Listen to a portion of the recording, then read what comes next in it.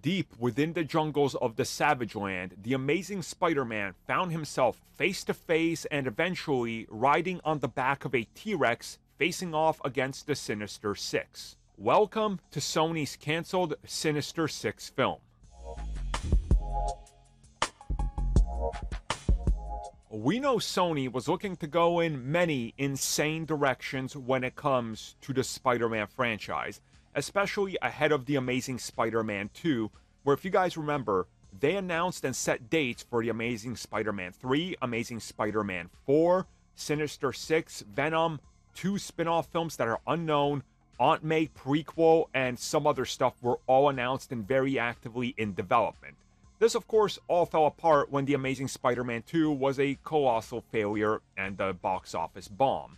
So, we've slowly, throughout the years, found out a few details in regards to the Sinister Six. The latest comes at us from the recent book written by Jenna Robinson, MCU: The Reign of Marvel Studios, where they talk about what exactly was going on in terms of Spider-Man and a little bit of the talk between Marvel Studios and Sony and what Sony was aiming to do with Spider-Man. We find out that by the end of 2014, as they were finalizing the drafts and looking at how The Amazing Spider-Man was going to take off, they had a Drew Goddard draft, which was deep in its rewrite stages, that featured Spider-Man and all the villains somehow ending up in the Savage Land. Now, the Sinister Six team is still up to debate.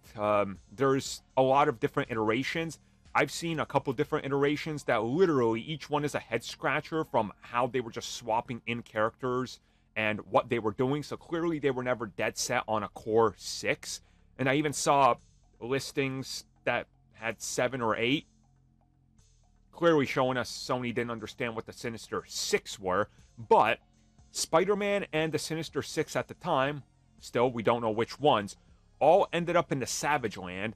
And this all involved a giant action sequence that would see Spider-Man eventually fighting and then taming and riding a T-Rex while fighting them. Now, per this report, at least at the time this script would have been written, the lineup of villains was supposed to be Dr. Octopus, Sandman, the Vulture, Mysterio, the Black Cat, and Spider-Man. Obviously, Spider-Man not part of the team, so there's one member missing that would have been along with Black Cat. Some rumors suggest this would have been to set up Silver and Black, so possibly Silver Sable.